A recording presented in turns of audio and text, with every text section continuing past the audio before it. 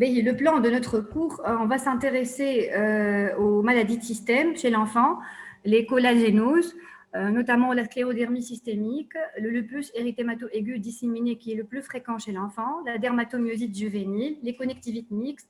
C'est un peu lourd comme cours, mais c'est un peu dur. Mais on va s'intéresser aussi aux vascularites, les syndromes pneumorénaux, et on va parler des syndromes pneumorénaux. Il y a beaucoup de littérature. Je vais terminer par un cas clinique que j'ai vécu personnellement. Avec le diagnostic était vraiment très difficile pour aboutir au diagnostic. Donc, les maladies inflammatoires chroniques articulaires, et on va terminer par les maladies inflammatoires chroniques intestinales. Donc, toute la pathologie pédiatrique y passe. Donc, les maladies de système, essentiellement, c'est un groupe hétérogène de pathologies. Il s'agit d'une anomalie du système immunitaire et inflammatoire frappant de nombreux organes. C'est des maladies multiviscérales.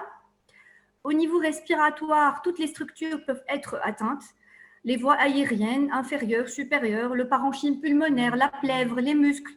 Le système respiratoire est particulièrement vulnérable du fait de sa grande richesse en vaisseaux et en tissus conjonctifs. Allez, les maladies de système vont toucher le poumon, la richesse en tissu conjonctif, et c'est un organe qui est très bien vascularisé. Donc, l'atteinte respiratoire, elle est variable selon la pathologie en cause, selon les critères d'analyse, qui sont aussi bien cliniques, surtout cliniques, radiologiques, fonctionnels, donc on va s'aider par l'EFR, par la DLCO, histologique, plusieurs types de lésions histologiques au niveau respiratoire, notamment les pneumopathies interstitielles. Donc, pour les maladies de système, c'est essentiellement les pneumopathies interstitielles, les réactions granulomateuses et les vascularites. Donc, on va s'intéresser tout d'abord, premier chapitre, les maladies de système. Donc, on va commencer par la sclérodermie. C'est une atteinte progressive multisystémique du tissu conjonctif. On peut avoir une forme systémique ou localisée, spécifique de l'enfant. C'est surtout la forme localisée, purement cutanée. Histologiquement, c'est un dépôt excessif de matrices extracellulaires avec des lésions vasculaires inflammatoires et oblitérantes dans de nombreux tissus, peau, poumons, reins, tubes digestifs. Donc, l'étiologie de la sclérodermie, elle est inconnue.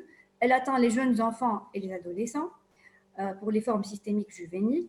L'atteinte cardio-respiratoire, elle est fréquente dans la sclérodermie. Elle atteint 50 à 90% des séries pédiatriques, y compris la forme localisée.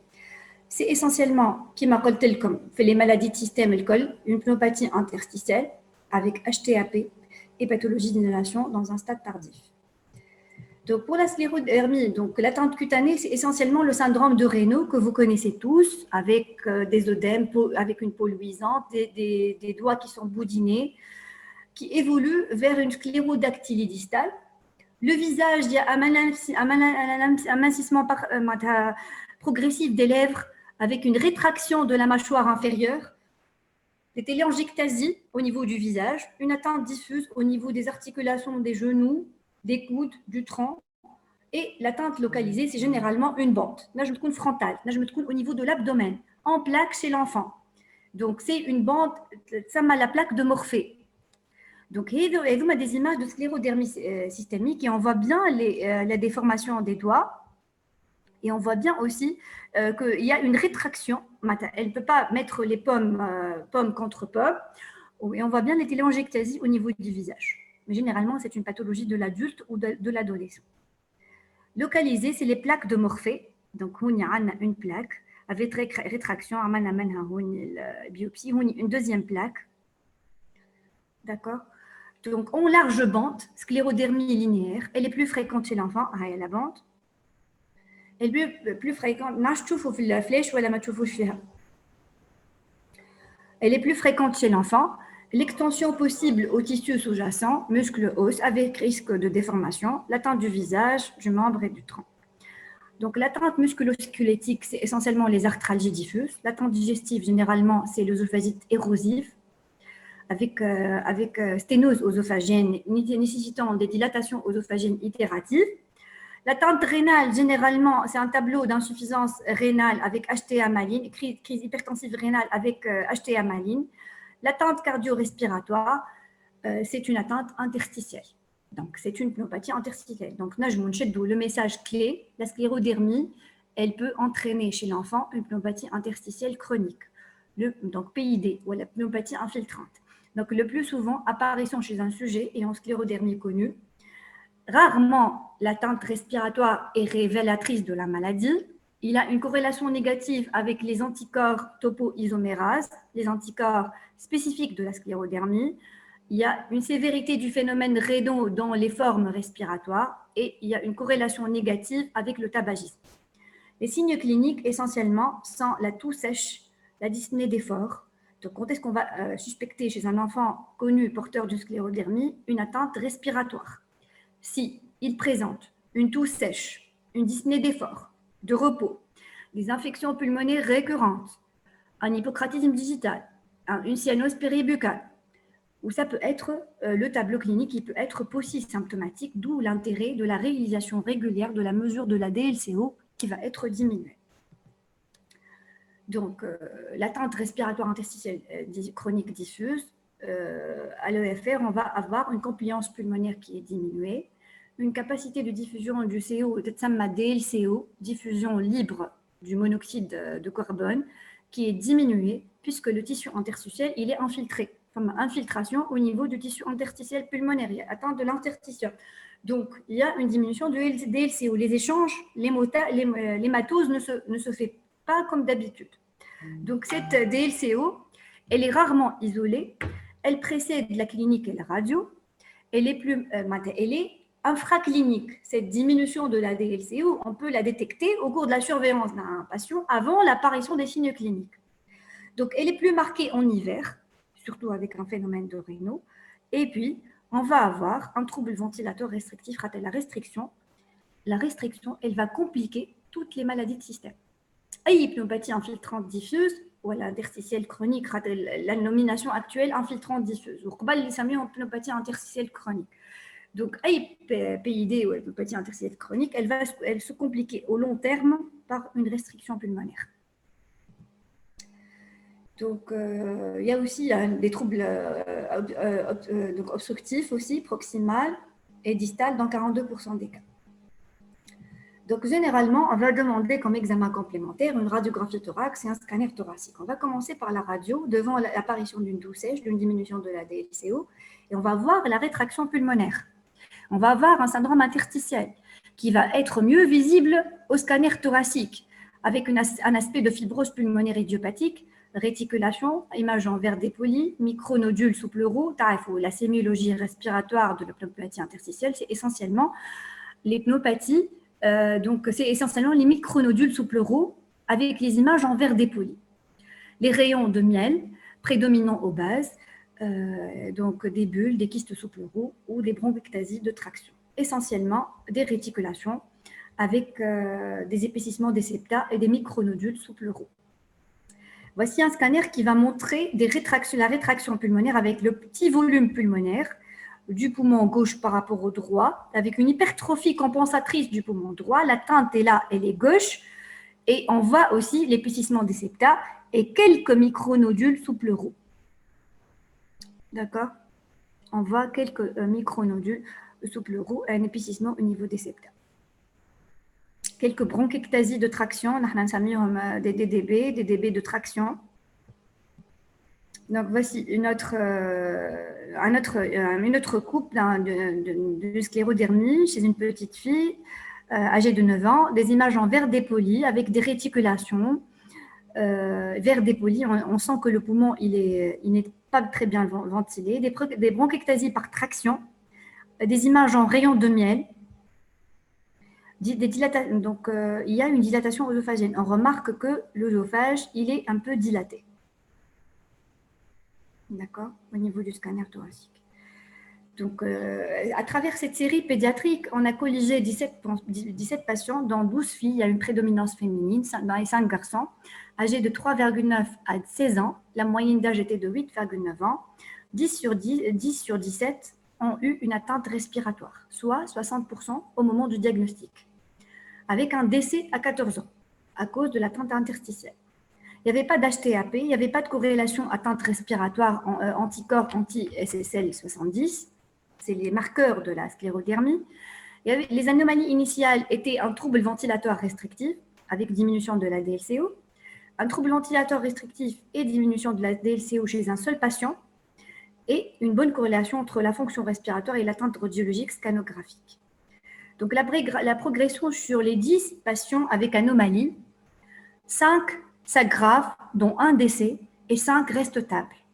Sur les 7 sans anomalie, aucun n'en en développe ultérieurement. Donc, une autre série qui montre, qui collige 23 enfants, dont 19 filles et 4 garçons, on note toujours la prédominance féminine pour la sclérodermie. Les âges variaient de 8 à 16 ans.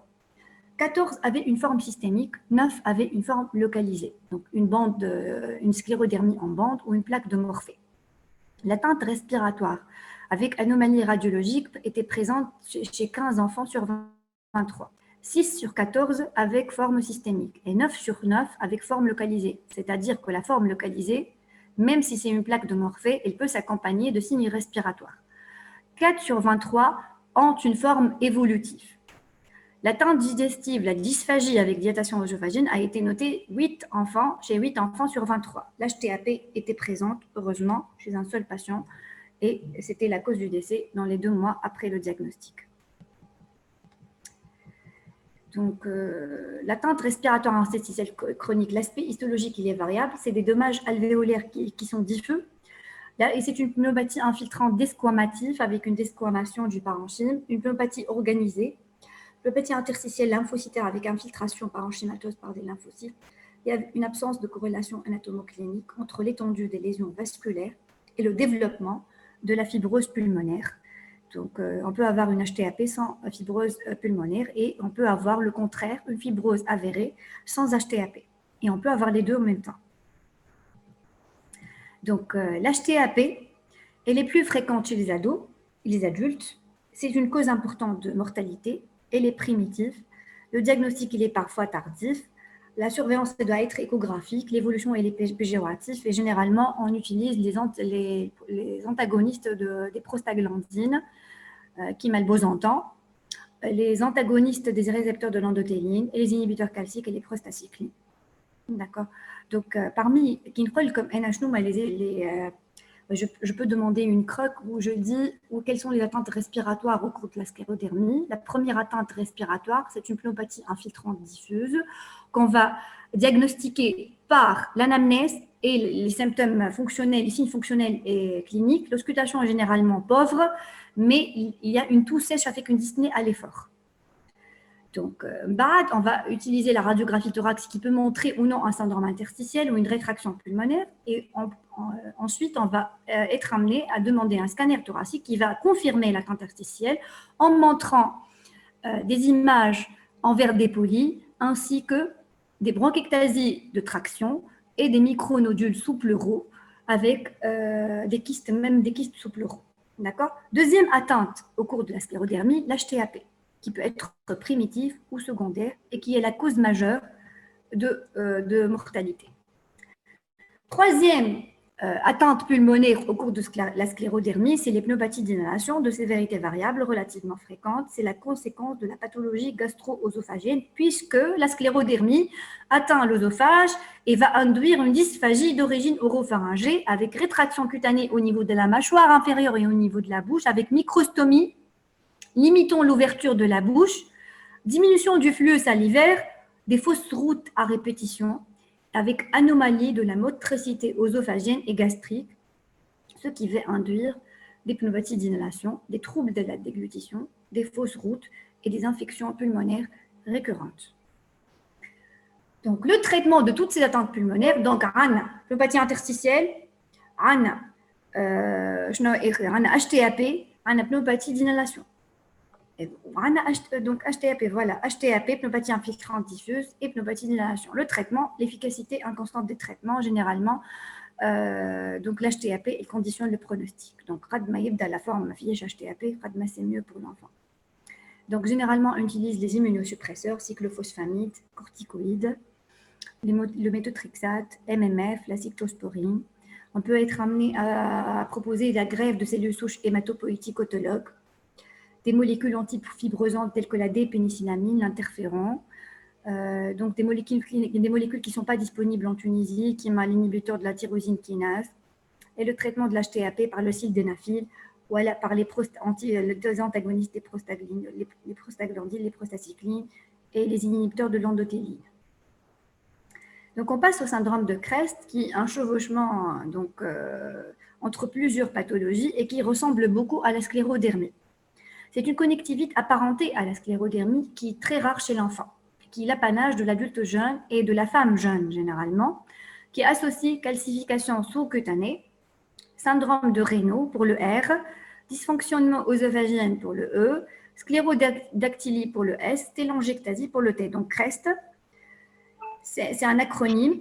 Donc, l'atteinte du système nerveux central, elle est toujours possible avec une HTAP, une fibrose pulmonaire, des calcifications pulmonaires.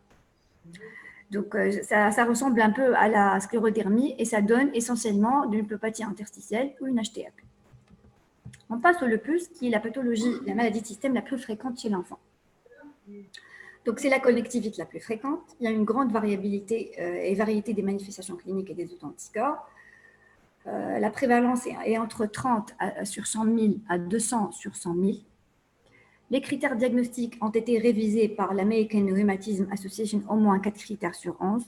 Il y a une mise au point qui a été récente, donc 2017, de la Haute Autorité de Santé, qui résume les critères diagnostiques du lupus érythémateux systémique. Ça s'appelle désormais lupus érythémateux systémique. Ça s'appelle MARACH, LEAD, c'est plutôt LES, lupus érythémateux systémique. Il y a une mise au point récente et des recommandations issues de la Haute Autorité de Santé en 2017. Donc, les critères, l'éruption malaire en aile de papillon, j'espère que vous les connaissez tous.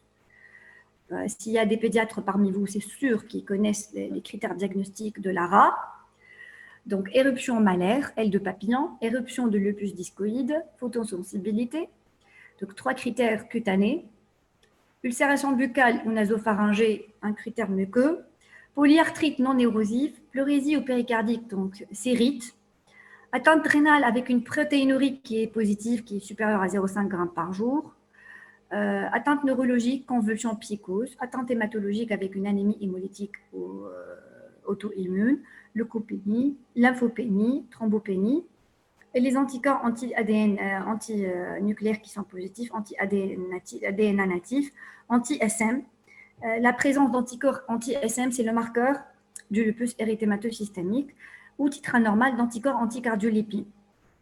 Les présences de facteurs antinucléaires, un titre anormal en l'absence d'un médicament inducteur, ça peut être un critère diagnostique. Donc, les manifestations, donc, on va s'intéresser essentiellement les manifestations pulmonaires au cours du lupus. Quand je vous fais les critères diagnostiques, je nous mets l'atteinte pulmonaire. L'atteinte pulmonaire, elle n'est pas présente au niveau des critères. C'est dire qu'elle est rare, sauf peut-être l'atteinte pleurale. L'atteinte pleurale, la pleurésie, elle figure parmi les critères diagnostiques de l'ARA. Sinon, les autres manifestations, les manifestations pleuropulmonaires, on va les énumérer, on va les voir une à une. Elles sont nombreuses, mais la plus importante, mouche la pneumopathie infiltrante diffuse qui m'a sclérodermie, c'est plutôt l'épanchement pleural. Donc, manifestation pleuropulmonaire fréquente, l'adulte, ça compte à 70%, chez l'enfant, c'est de 5 à 67%. Donc, ça peut se voir dans 5 à 67% des cas. Les manifestations sont variées, aiguës ou chroniques, les épanchements pleuraux en tête de liste, les infections bronchopulmonaires, la pneumopathie aiguë lupique, le shrinking lung, l'hémorragie intra-alvéolaire, les pneumopathies interstitielles chroniques, les embolies pulmonaires et les thromboses artérielles pulmonaires, l'hypertension artérielle pulmonaire, les pneumonies organisées et les anomalies isolées des tests EFR, qui est une anomalie cutanée. Donc, dans cette série qui est assez ancienne, qui a colligé quand même plus qu'une cinquantaine de cas de lupus chez l'enfant, on a dénombré 27% d'épanchement pleural, 9 pneumopathies aiguës lupiques, 13 shrinking link pneumopathie rétraction pulmonaire et 6 hémorragies intra-alvéolaires. La pathologie interstitielle, elle est occasionnelle. L'embolie pulmonaire, elle est rare. Elle est due à un syndrome des antiphospholipides généralement. Et l'hypertension artérielle pulmonaire, elle est rare. Donc, la manifestation la plus fréquente, c'est essentiellement les épanchements pleuraux. Donc, il s'agit d'une série utopique. Donc, la pleurésie primitive, c'est la plus fréquente des manifestations respiratoires. Il y a des douleurs aussi associées, uni ou bilatérales, avec une manifestation initiale ou tardive. Elle peut apparaître secondairement. Elle peut être le motif de consultation avec diminution du murmure vésiculaire, avec douleur basithoracique, avec dyspnée ou orthopnée, habituellement de faible abondance, généralement exsudatif, lymphocytaire, et les encas sont positifs au niveau du liquide pleural. Donc, l'atteinte cardiaque, elle peut être secondaire à une atteinte cardiaque, à une péricardite. Et dans ce cas, elle sera transsudative. Elle peut être secondaire à une anasarque dans le cadre d'une insuffisance rénale, d'une atteinte rénale. Donc, dans ce cas, elle sera transsudative. Une atteinte hépatique, une infection pleurale. Donc, généralement, c'est une pleurésie exsudative chez un enfant jusque-là bien portant. Donc, deuxième manifestation pulmonaire au cours du lupus, c'est la pneumopathie aiguë lupique, avec des signes respiratoires qui sont la toux, la dyspnée brutale avec aggravation, la douleur thoracique, les héloptysies, l'hypoxémie, les signes généraux généralement, fièvre, altération d'état général.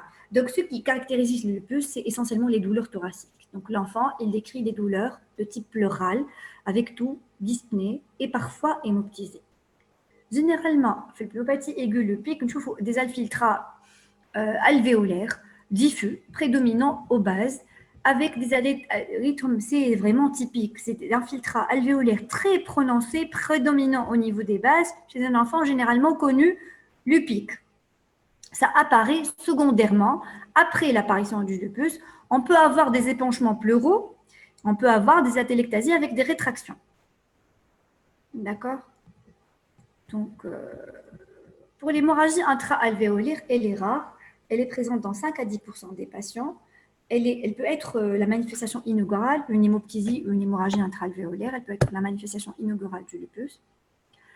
Elle est secondaire à l'atteinte vasculaire pulmonaire, à l'hypertension artérielle pulmonaire, dans les formes cliniques du lupus les plus sévères. Il y a une atteinte extrapulmonaire qui est vraiment très active, une atteinte rénale ou articulaire. Chez les filles, 5 fois plus que chez les garçons, avec un titre d'anticorps antinucléaires qui est assez élevé. Anticorps antinucléaires élevé. Donc, l'hémorragie alvéolaire, elle se manifeste par une anémie aiguë, par une dyspnée aiguë avec hypoxémie.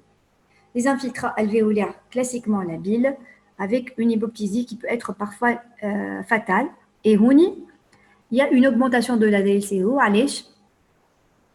il y a du sang. Il y a du sang dans les alvéoles, donc ça va permettre un échange gazeux plus important. Mais ça va améliorer l'échange gazeux du CO puisqu'il y a du sang au niveau des alvéoles.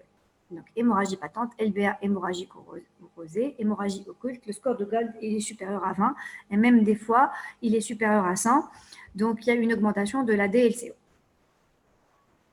C'est une hémorragie alvéolaire bilatérale au cours d'un lupus érythémateux systémique. Donc, on voit presque rien, mais il y a de l'infiltrat alvéolaire bilatéral, ce n'est pas interstitiel. Donc, si on l'associe avec une anémie aiguë, une dyspnée et une hypoxémie, on peut faire le diagnostic d'une hémorragie intra-alvéolaire. On peut avoir recours à un LBA qui va confirmer le diagnostic, où on va assister à l'hémoptysie. On va commencer le traitement. Généralement, c'est la corticothérapie à forte dose. Donc, troisième atteinte, c'est le dysfonctionnement musculaire, essentiellement du diaphragme, lié au dysfonctionnement du muscle diaphragmatique, défaut d'expansion pulmonaire, avec une tachypnée, des douleurs pleurales. Les caractéristiques du lupus, c'est essentiellement les douleurs type pleural. Puis toutes les manifestations, aussi bien l'épanchement pleural bilatéral, la nasarque, la polysérite, que la shrinking link, la rétraction pulmonaire, que l'hémorragie, donc l'hémorragie intra-alvéolaire, mais le pneumopathie aiguë lupique, femme a une douleur de type pleural. D'accord? Donc, il y a aussi essentiellement tachypnée avec douleur pleurale. À l'EFR, il y a un trouble ventilatoire restrictif. Et radiologiquement, il y a des atélectasies prédominantes aux bases. Donc, il y a souvent un dysfonctionnement laryngé associé. Donc, les cordes vocales vont être en dysfonction, donc associées au dysfonctionnement du muscle diaphragme. Donc, généralement, le cas un œdème laryngé, des ulcérations, une inflammation de l'épiglotte, une paralysie des cordes vocales, des troubles de la déglutition. D'accord? Donc, et on peut avoir des pneumopathies interstitielles chroniques, mais qui sont de l'ordre de 1 à 6% des cas. Les révélations, elle est tardive. La radiographie thorax, elle manque de sensibilité, d'où il faut faire le scanner devant tout dyspnée d'effort et des crépitants. Les signes radiologiques sont variables selon l'atteinte clinique. Donc, la maladie des petites voies aériennes, c'est la bronchiolite oblitérante qui est rare au cours du lupus.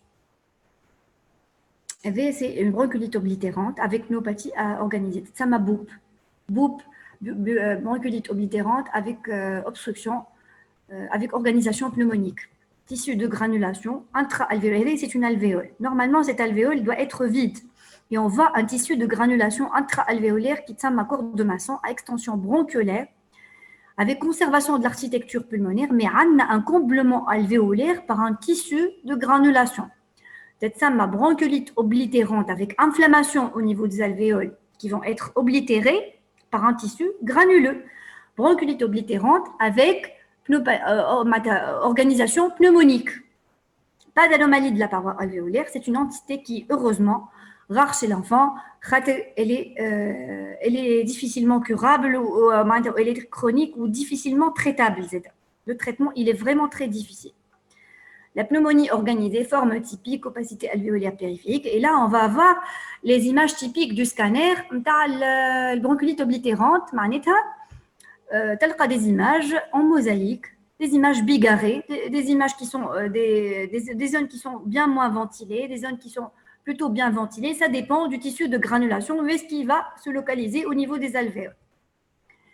Donc, les maladies vasculaires pulmonaires, l'embolie pulmonaire et l'hypertension artérielle pulmonaire qui sont aussi rares et qui sont associées à la présence d'anticorps antiphospholipides. Et pour les atteintes pulmonaires du lupus, on va terminer par les infections bronchopulmonaires dont l'origine est multifactorielle. Généralement, c'est une anomalie de la réponse immunitaire avec diminution des réflexes de défense. Elle est fréquente. On a une série qui a 21 décès, une série avec 21 décès, cohorte de 130 enfants, dont 60% sont secondaires à une infection bronchopulmonaire. Analyse autopsique de 90%, enfants et adultes, 60% avaient des signes d'infection bactérienne, fungique, parasitaire, passé inaperçus. Le lupus, il peut s'associer fréquemment à des infections bronchopulmonaires.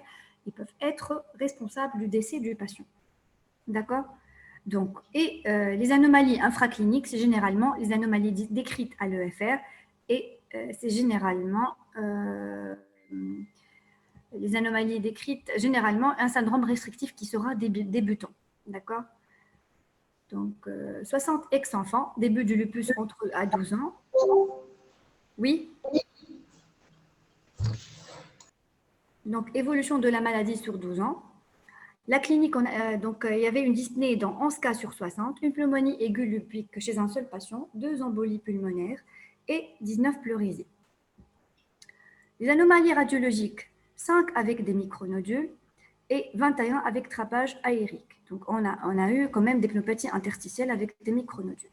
Les anomalies EFR, généralement, on a 12 avec une DLCO qui est basse et 6 avec une CVF qui est basse, 9 avec un VMS-PAF. On est à 10% syndrome restrictif, 15% syndrome obstructif et 26% avec une DLCO basse qui roule au DLCO basse, c'est une pneumopathie interstitielle diffuse. Voilà, chronique. D'accord? PID, DLCO basse, c'est un PID. Donc, si on résume les anomalies au cours du lupus, on a les épanchements pleuraux.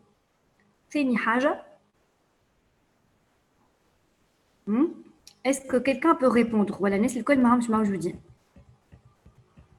Les pneumopathies lupiques. Pneumopathie lupique. Donc, les pleurésies, c'est la plus fréquente des manifestations respiratoires. Deuxième manifestation du lupus, les pneumopathies. Pneumopathie aiguë lupique qui est vraiment caractéristique avec atteinte des basses. Troisième manifestation, les hémorragies intra-alvéolaires, dont les formes cliniques les plus sévères du lupus. C'est les plutôt, les dysfonctionnements du diaphragme et du larynx. Donc, la pneumopathie interstitielle chronique. les maladies des petites voies aériennes, c'est-à-dire le BOP. Le BOP. C'est l'atteinte vasculaire. L'atteinte vasculaire, c'est une oblitération des vaisseaux, les embolies pulmonaires, l'hypertension artérielle pulmonaire, les infections bronchopulmonaires qui peuvent compliquer toutes les autres manifestations respiratoires, qui peuvent survenir sur une pneumopathie aiguë lupique, qui peuvent survenir sur un penchement pleural bilatéral, et les anomalies des EFR infracliniques, qui peut résumer toutes les atteintes du lupus. Ça peut être le sujet d'une croque aussi, au cours de l'examen. Voilà un cas clinique. Je vois les 7 atteintes du lupus. Pleurésie, pneumopathie, hémorragie intra-alvéolaire. Fonctionnement musculaire. Dysfonction musculaire, très bien. Fonctionnement musculaire. Atteinte vasculaire pulmonaire, embolie pulmonaire. Anomalie vasculaire, essentiellement les embolies, l'HTAP, Atteinte des petites voies Pneumopathie respiratoires. infiltrante diffuse. diffuse, D'accord. Connais-moi aussi. les infections bronchiques, mais ça va. Oui. Très bien. Pneumonie organisée. Ou les anomalies isolées de l'UFR, des EFR qui sont infracliniques, qui peuvent montrer essentiellement un syndrome restrictif, mais peuvent montrer aussi une obstruction et peuvent montrer aussi une diminution de la DLCO qui est témoin de diminution de la DLCO. Une atteinte infiltrante diffuse. Très bien. Donc, comme elle est chez l'enfant, généralement à 20 ans, la fonction respiratoire elle est plus ou moins conservée. Par contre, chez l'adulte, ça commence maintenant, la restriction et l'obstruction commencent. Et quand même, égal à 20 ans, mais donc l'âge pédiatrique des anomalies EFR ne sont pas si fréquentes que ça. D'accord? C'est plutôt à l'âge adulte. Donc, la prise en charge des manifestations respiratoires et les épanchements, c'est une surveillance simple avec un drainage, avec les corticoïdes. Pour la pneumopathie lupique et les pneumopathies interstitielles, c'est généralement les corticoïdes. Donc, c'est une véritable pneumopathie avec des images alvéolaires bilatérales basales. Et pourtant, on va mettre des corticoïdes à forte dose.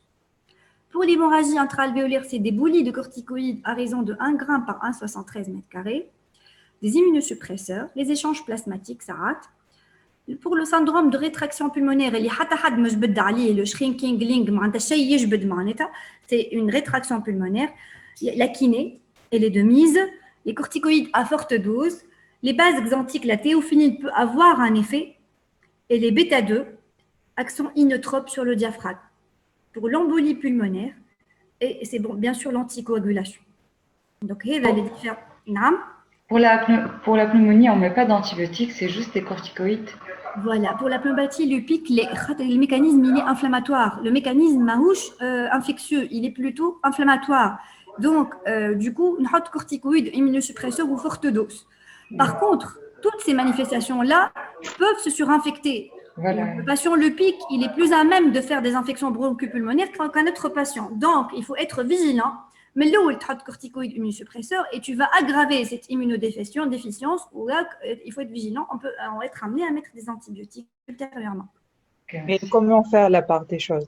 Mais là où il termine le radiothorax et tu vas t'aider du ton bilan biologique. D'accord? Les prélèvements microbiologiques aussi.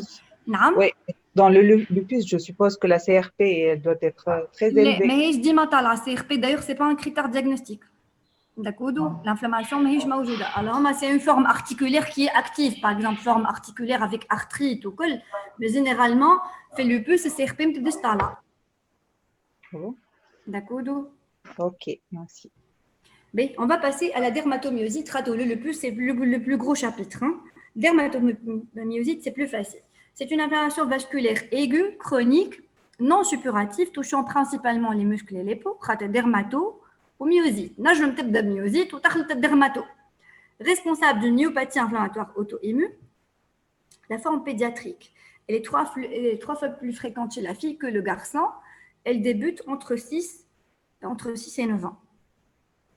La traduction clinique de la dermatomyosite, c'est essentiellement une atteinte musculaire.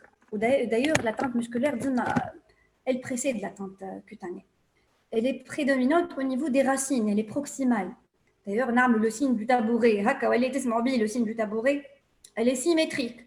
Membre inférieur, qui est les membres supérieurs. Difficulté à se relever, à monter les escaliers. Installation progressive, début brutal possible. atteinte du muscle diaphragmatique, des muscles pharyngés, les plus tardives, la forme elle est amyopathique. حسب رأيكم في الدرماتوميوزيت شنو هو l'atteinte respiratoire? La pragmatique. Là, c'est l'atteinte musculaire, très bien. C'est une atteinte musculaire. أول حاجة ou la plus fréquente qui m'a fait le plus, comme c'est l'atteinte pleurale, qui m'a fait sclérodermie, comme c'est la PID. في الدرماتوميوزيك, c'est l'atteinte musculaire. Donc, l'atteinte cutanée, c'est les modifications cutanées chez les enfants, axème l'adulte, le l'œdème lilacé des paupières, l'éruption au niveau de la face d'extension des coudes et des genoux, les ulcérations cutanées, les calcifications subcutanées, l'érythème périinguéal, donc un érythème périinguéal signe de la manucure, des papules de Cotron au niveau interdigital, les papules de Cotron, voilà les papules de Cotron. وهذا le dème lilacé et tout le dème lilacé signe de la manucure. تشوفوا فيه ولا Oui, oui. هذا اسمه donc le signe de la manucure. Donc généralement c'est l'érythème périinguéal ou حتى même au niveau de l'ongle. Périinguéal ou même au niveau de l'ongle. D'accord? Ou les papules de Cotron. Donc les explorations complémentaires c'est généralement les CPK qui sont élevés dans 70% des cas dans la forme juvénile. Ils peuvent être normales dans la forme amyopathique, forme dermato pure, donc cutanée pure. Donc l'EMG, il va montrer un syndrome myogène sans neuropathie, il peut être normal. La biopsie musculaire, elle va montrer une nécrose de la fibre musculaire avec une inflammation, une obstruction vasculaire avec régénération des fibres musculaires. On peut être amené vers l'IRM musculaire, mais franchement, c'est rare. Donc, les marqueurs de la dermatomyiosie qui ont une valeur positive et une valeur négative. La valeur positive, c'est pour le TIF 1, et la valeur négative, c'est le JO. Les JO, normalement, les anticorps antisynthétase. Les antisynthétases JO, c'est le marqueur de la dermatomyiosie. Qui est au négatif, ce n'est pas une dermatomyiosie. Par contre, TIF qui est positif, c'est une dermatomyosite. Donc, antisynthétase, l'atteinte musculaire, donc quand ils sont présents, c'est l'arthralgie, c'est le phénomène de Raynaud. L'atteinte respiratoire, elle est présente dans 80% des cas. Il y a une corrélation entre le titre d'anticorps et le pronostic de la maladie.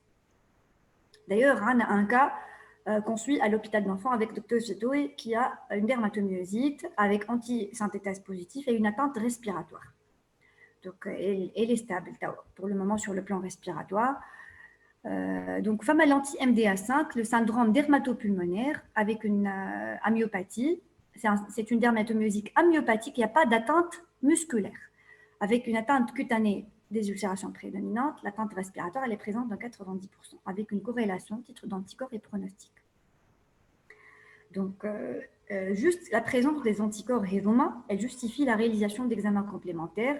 La TDM, le FR matamatroul, il n'a pas de signe respiratoire, mais je peux un scanner thoracique. Eh bien, la présence d'antisynthétase et d'anti-MDA5, elle justifie largement la pratique d'un scanner à la recherche de lésions infracliniques, radiologiques pulmonaires, je veux dire thoraciques, d'accord, et échographie cardiaque. Donc, l'atteinte respiratoire, c'est une pneumopathie interstitielle diffuse des atteintes musculaires, lien avec les anticorps antisynthétase, l'anti-MDA5, la pneumopathie d'inhalation, l'hypoventilation alvéolaire, atteinte des muscles respiratoires, c'est l'hypoventilation alvéolaire et l'HTAP. Les explorations, essentiellement radiographie thoracique qui peut être normale au début, un scanner thoracique qui va montrer la PID et le FR qui va montrer la diminution de la DLCO. Donc, 59 patients avec dermatomyosite juvénile, exploration à 16 ans en moyenne après début de la maladie, 16 ans en moyenne après le début. Heureusement que la maladie évolue pour son propre compte, l'atteinte respiratoire elle est tardive. C'est vraiment exceptionnel chez l'enfant. Un trouble ventilateur restrictif dans 26% des cas avec une diminution de la DLCO dans 48% des cas. Le scanner thoracique à haute résolution va montrer une pneumopathie interstitielle dans 14% des cas, une calcinose de la paroi thoracique dans 14% des cas et une atteinte des voies aériennes dans 15% des cas. D'accord? Donc, 15% PID, calcinose de la paroi 14% par hypoventilation, atteinte des voies aériennes 15%. Donc, pour la dermatomyosite amyopathique avec MTA5, 5 patients, peu ou pas de syndrome myogène, l'atteinte cutanée elle est prédominante, c'est le mode de révélation. Les anticorps sont présents dans 3 cas sur 5. L'atteinte respiratoire, elle est constante à 90%. Elle est fatale dans 2 cas sur 5. Et un seul patient est resté stable. D'accord. Donc, la pneumopathie interstitielle diffuse qui est présente dans un tiers des cas. 3 types de lésions. Dommage alvéolaire diffus. Pneumopathie interstitielle non spécifique, non desquamative. Pneumopathie organisée. 2 profils évolutifs, mauvais ou à l'avant. D'accord. Donc, c'est un adolescent de 16 ans qui a une dermatomyosite avec des lésions cutanées essentiellement amyopathiques. L'atteinte cutanée, elle est présente. Et les premières lésions cutanées étaient présentes au niveau du visage, avec extension des lésions au niveau du cou, du bras, apparition des premiers signes respiratoires après 1 an du diagnostic. 1 an après, on découvre l'attente respiratoire. Donc, on a l'attente respiratoire avec des images en verre dépoli et on y a des bronchectasies et une attente généralement, c'est une pneumopathie infiltrante diffuse. Surtout au niveau du poumon gauche, on a des septa qui sont épaississement des septa et on voit des micronodules sous-pleuraux. Si vous arrivez à voir, il y a les micronodules sous-pleuraux où on est carrément le poumon et il est carrément détruit. Le traitement, c'est les corticoïdes à forte dose, les immunosuppresseurs, cyclophosphamide, méthotrexate, les plasmaphérates sont peu efficaces, les anti-TNF-alpha, les rituximab, l'anti-CD20 et l'hypopathie d'inhalation, l'hypoventilation, c'est généralement de la kiné respiratoire et une kiné pleurale carrément, une kiné pleurale avec des mesures spécifiques hygiénodiététiques essentiellement. Donc, est-ce que vous avez digéré les maladies de système qui sont un peu dures quand même? B. Si on résume, la sclérodermie, je n'ai pas l'atteinte prédominante. Pneumopathie interstitielle. Interstitielle diffuse. Est-ce qu'on peut voir autre chose sur sclérodermie? Est-ce qu'on peut voir d'autres lésions sur sclérodermie ou elle est? HTAP. On peut voir l'HTAP, très bien. A. B. Feu lupus. Cette attente respiratoire, essentiellement, les attentes essentielles, Pleurésie.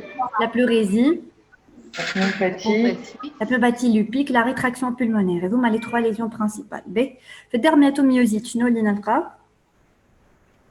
Atteinte respiratoire musculaire. l'atteinte musculaire avec hypoventilation,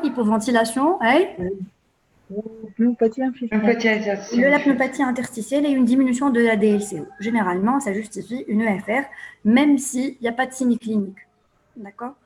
Donc, on va passer aux vascularites. C'est plus facile. Les vascularites sont plus faciles. C'est kiff un groupe hétérogène de maladies caractérisées par l'inflammation et la nécrose des parois vasculaires. Donc, c'est essentiellement inflammation ou nécrose des parois vasculaires. C'est un spectre clinique qui est très large, mais on ne peut pas voir toutes les vascularites. On va voir les vascularites qui atteignent le poumon, essentiellement, allant de l'atteinte vasculaire bénigne à des formes sévères, qui granulomateuses de Wegener, qui peuvent mettre en jeu le pronostic vital par l'insuffisance rénale et les hémorragies intra-alvéolaires. Imoto. Granulomatose de Wegener, imoto. L'atteinte respiratoire, elle est surtout observée au cours des vascularites, des petits vaisseaux associés à des anticorps anticytoplasmes des polynucléaires. Généralement, l'atteinte respiratoire, elle se voit, fait les vascularites des petits vaisseaux, des gros vaisseaux laids ou des moyens vaisseaux saïd. Donc, si on résume le tableau de la classification des vascularites, on a les vaisseaux de gros calibre, l'artérite de Takayashu. Alhamdulillah, Takayashu, ma fille, attente respiratoire. Du moins, chez l'enfant, elle n'est pas à l'apanage de l'enfant, chez l'adulte, peut-être. La maladie de Kawasaki, ou la périarthrite noueuse, c'est les vaisseaux de moyen calibre. Rare, ou une maladie de Kawasaki, atteinte pulmonaire. Sûrement, les pédiatres, là, ils ont pris en charge des maladies de Kawasaki. La maladie de Kawasaki, c'est vraiment exceptionnel, voire rare, qu'elle s'accompagne d'une atteinte respiratoire. Hakawalele. Donc, les vaisseaux de petit calibre, c'est essentiellement le PAM, polyangite microscopique, ça met un PAM, la granulomatose de Wegener, Church-Strauss, ou le purpura de chez Enoch-Schellnine, des purpura hématoïdes, ou le cryoglobulinémie. On va s'intéresser au PAM ou le granulomatose de Wegener ou syndrome de Church-Strauss. À la khat, le gros calibre ou le moyen calibre ne s'accompagne pas d'atteinte respiratoire. D'accord? Donc, la granulomatose de Wegener, c'est la plus fréquente des vascularites chez l'enfant et la plus sévère. L'indice est de 0, l'incidence c'est 0,25 sur 0,24 sur 100 000 enfants. On n'a pas de série tunisienne, bien sûr, c'est des séries dans la littérature. L'atteinte pulmonaire, elle est fréquente et surtout importante. C'est un syndrome pneumorénal. La granulomatose de Wegener, c'est un syndrome pneumorénal par excellence. Donc, c'est une vascularite granulomatose histiocytaire nécrosante avec une triade clinique qui repose sur l'installation progressive d'une atteinte des voies aériennes supérieures, une atteinte des voies aériennes inférieures et une atteinte rénale. Et triade, il y a voie aérienne supérieure, rhinite croûteuse ou sinusite ou ulcération, ou atteinte des voies aériennes inférieures, tout dyspnée, hémoptysie, ou atteinte rénale avec glomérulonéphrite dans 50 à 90% qui va conditionner le pronostic. Donc, les autres symptômes, on peut avoir des manifestations oculaires, on peut avoir des manifestations musculo-squelettiques, heureusement rares, et on peut avoir des manifestations neurologiques et cardiaques, surtout chez les enfants. L'atteinte respiratoire, c'est des nodules ou des cavités multiples augmentant de taille et en nombre qui vont finir par s'excaver. Donc, c'est des opacités excavées. Des nodules pulmonaires excavés. Des tuberculoses. Au fait, le cortège le collo pour retenir le diagnostic de granulomatose de Wegener. L'atteinte rénale, c'est plutôt une granulomatose et les opacités excavées sont plutôt en rapport avec une vascularite nécrosante. C'est de la nécrose au niveau du parenchyme pulmonaire, avec une hémorragie intra-alvéolaire qui témoigne de la capillarite.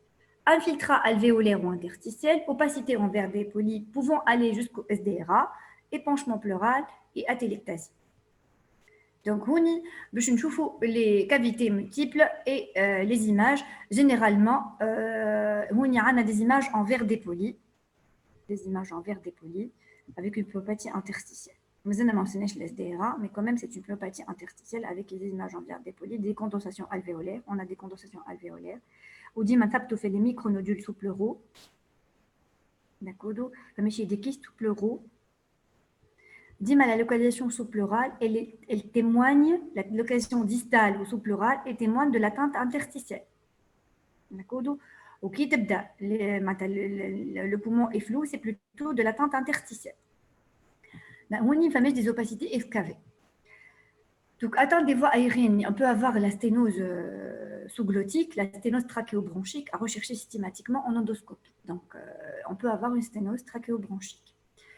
Et donc, le marqueur biologique de la granulomatose de Wegener, qui est un syndrome pneumorénal, c'est les anticorps anticytoplasme des PNN, les ANCA, spécificité protéinase. On va voir les spécificités, il y a ma protéinase ou hajet.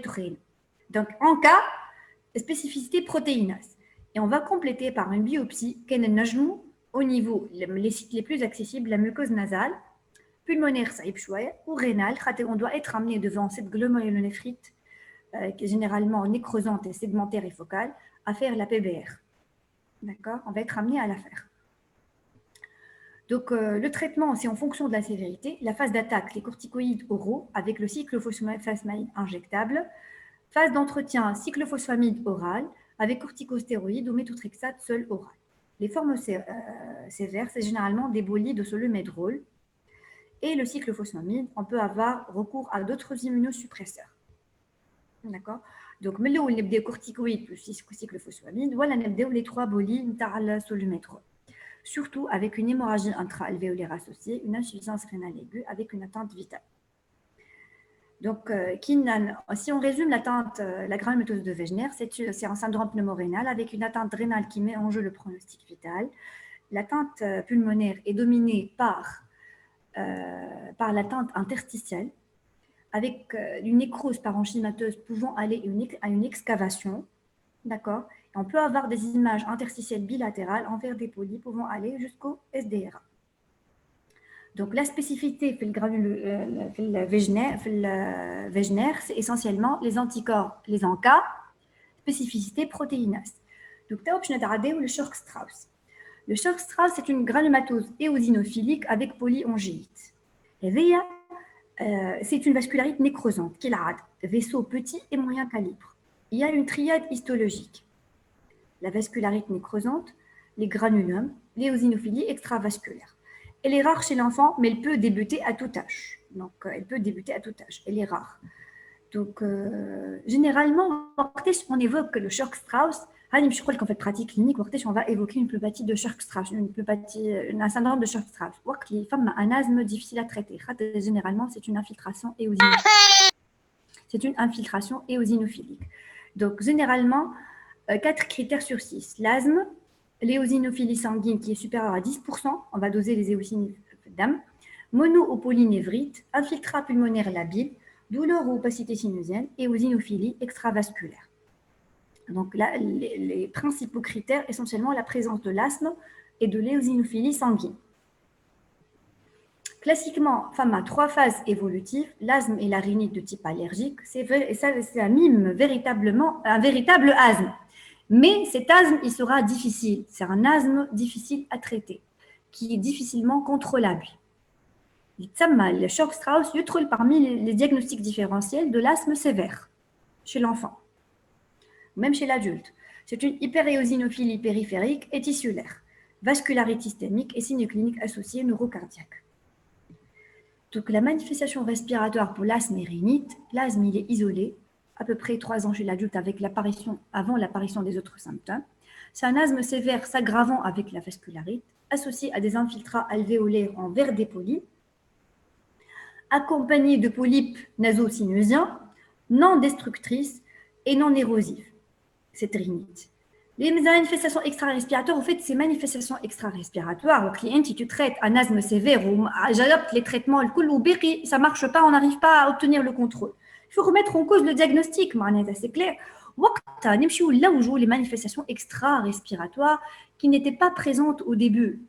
Classiquement, elles font suite à l'asthme et les péréosinophiles périphériques. Les manifestations cardiaques, anomalies à l'ECG à la mort subite, touchent les 3 tuniques, myocardite la plus sévère, on peut avoir une myocardite, une péricardite, une pancardite. Les manifestations nerveuses, atteinte nerveuse périphérique, poly ou mononervite. Donc, devant un asthme sévère, là où les critères Church-Strauss.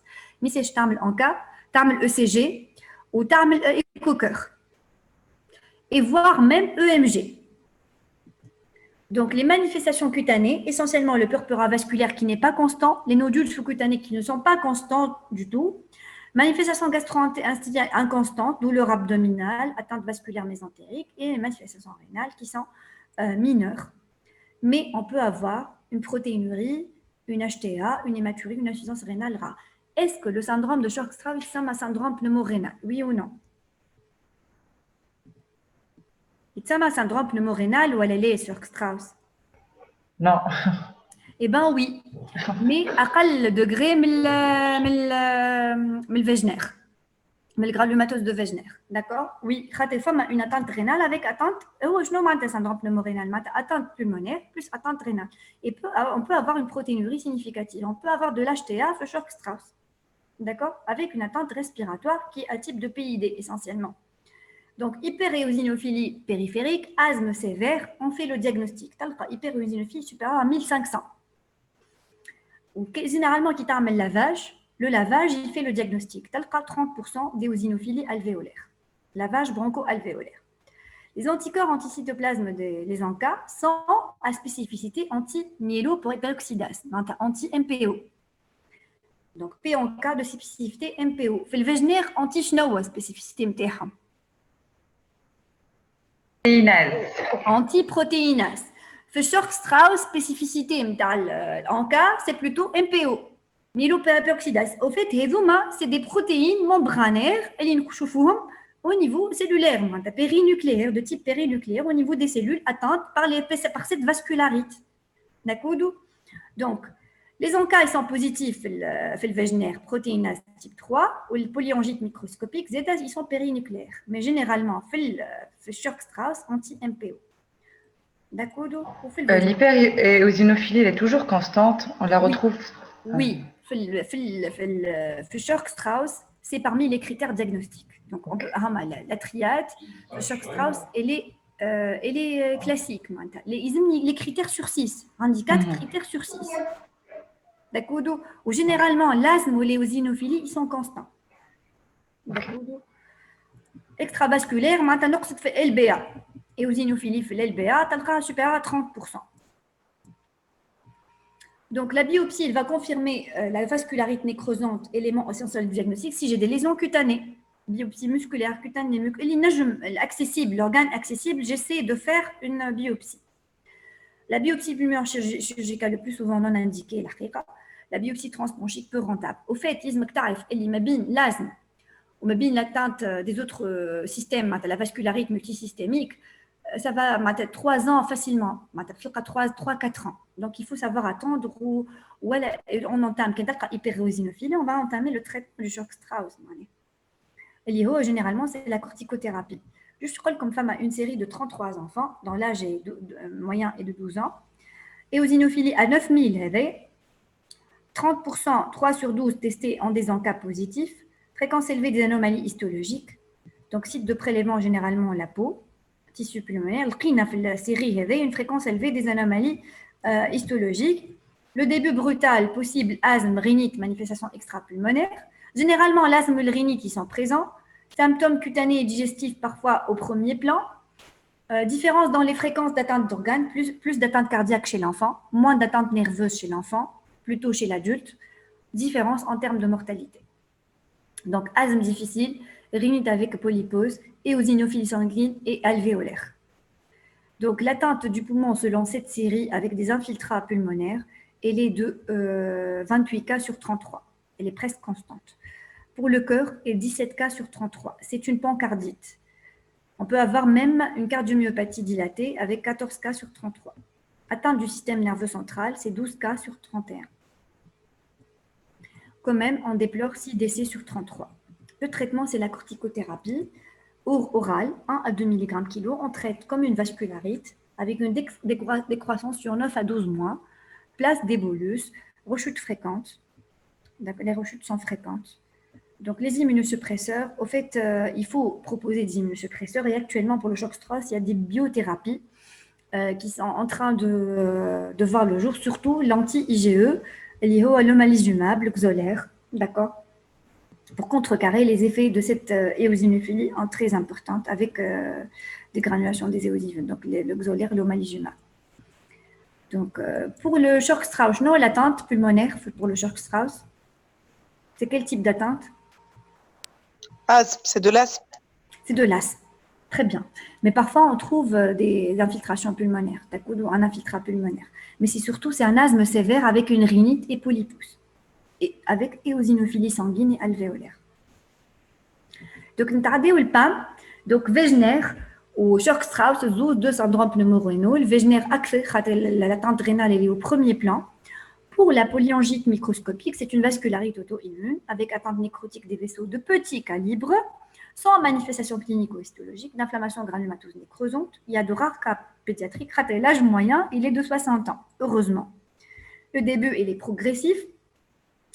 Syndrome pseudo-grippal. Et la PAM aussi, c'est le troisième syndrome pneumorénal, la troisième étiologie du syndrome pneumorénal. Le PAM aussi, c'est un syndrome puisqu'elle atteint le poumon et le rein. L'atteinte pulmonaire fait le PAM puisque c'est une vascularite nécrotique. C'est une hémorragie intra-alvéolaire avec une dyspnée d'installation rapidement progressive avec des hémoptysies, une anémie aiguë, infiltrats alvéolaires bilatéraux, diffus, labile. Couche aller à hémosidérose. L'enfant a dyspnée, hémoptysie, anémie aiguë, infiltrats bilatéraux. Et donc, des sidérophages supérieurs à 20%. Donc, on y a que des opacités alvéolaires bilatérales. Opacité alvéolaire, autant pâle, anémique ou dyspnée d'allure brutale, ça signe l'hémorragie intra-alvéolaire. D'accord? Donc, ça peut être le mode d'entrée dans une polyangite microscopique, dans une PAM. Ici, on fait le scanner, c'est un autre malade, on dit des images alvéolaires bilatérales qui témoignent de l'hémorragie intra-alvéolaire, on dit des condensations alvéolaires. Donc, l'atteinte rénale, elle est constante, hématurie, protéinurie, où elle constitue un facteur de mauvais pronostic.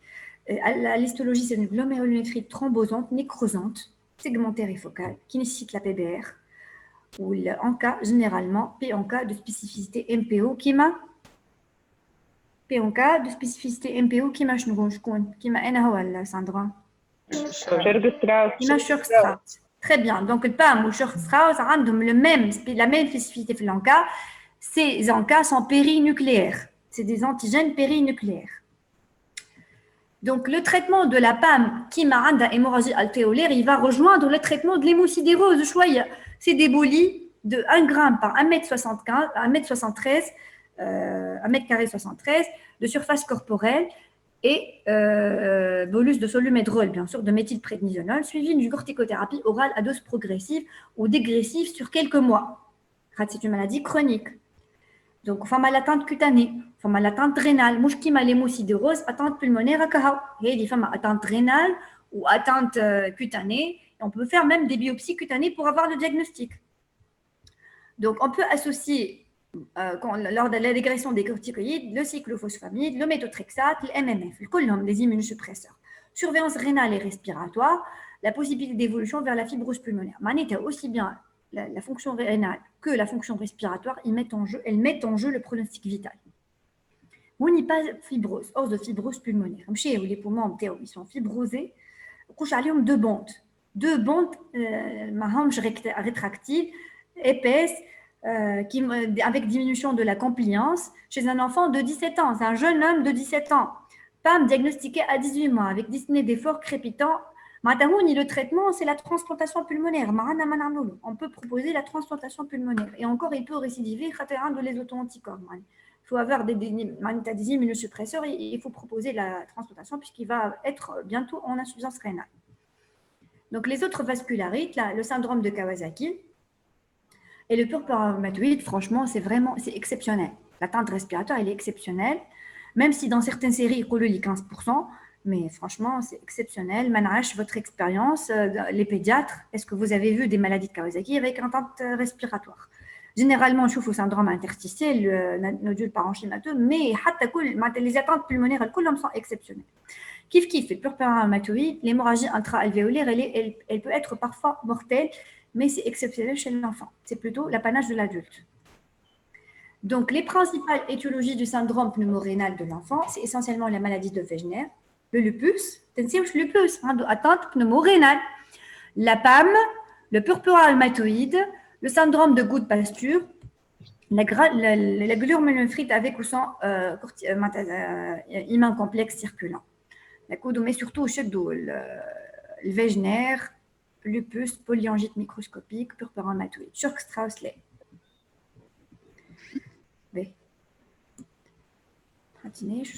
هي فيها atteinte rénale, mais bon, نجم نحطوه, mais l'atteinte rénale n'est pas au premier plan.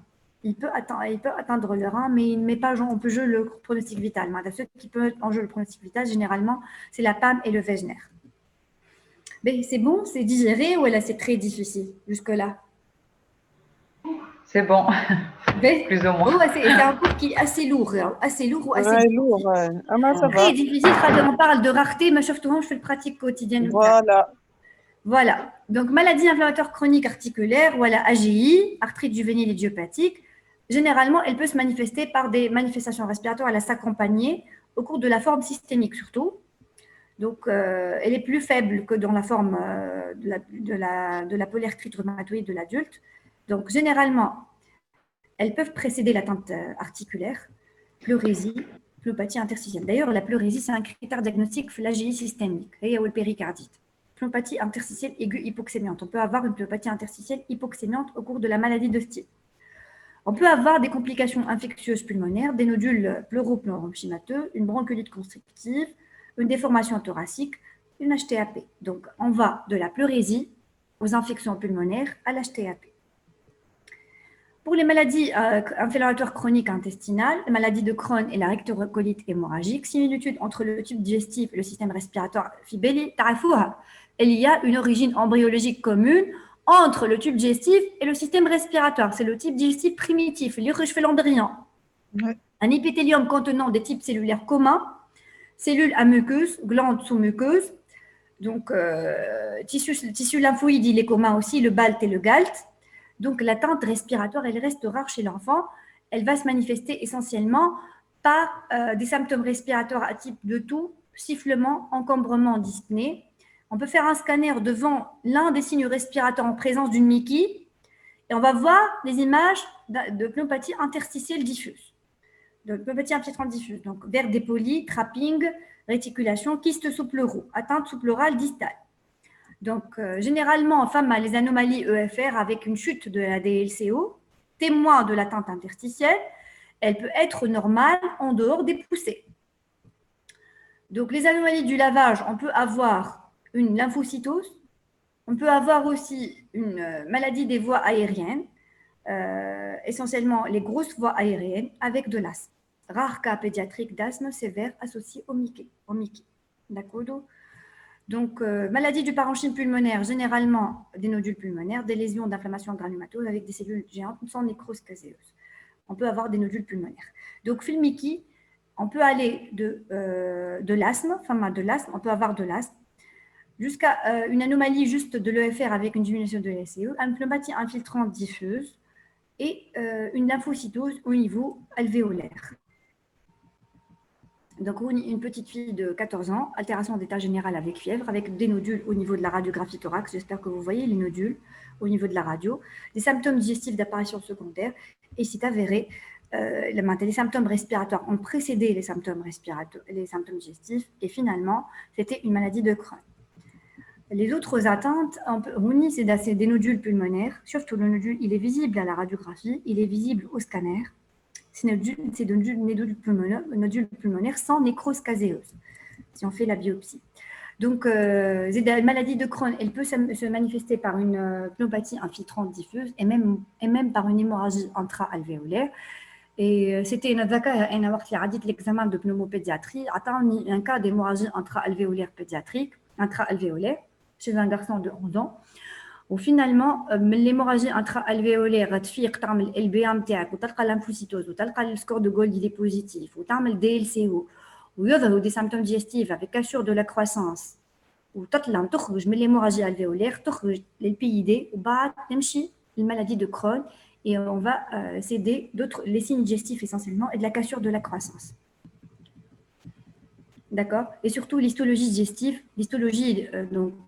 digestive au niveau colique qui va confirmer le diagnostic de maladie de Crohn ou de RCH. L'RCH, elle est rare chez l'enfant, c'est plutôt le Crohn.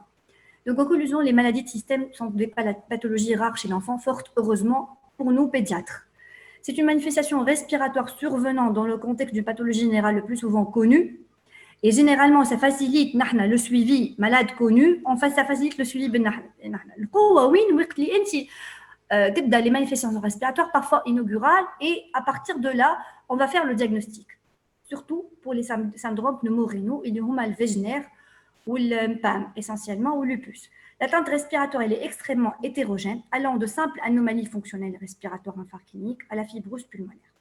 Il faut savoir évoquer le diagnostic, discuter les traitements, organiser le suivi, et la prise en charge, elle doit être multidisciplinaire avec rhumato, néphro, interniste et pneumopédiatre. Je vous remercie. Est-ce que vous avez des questions ?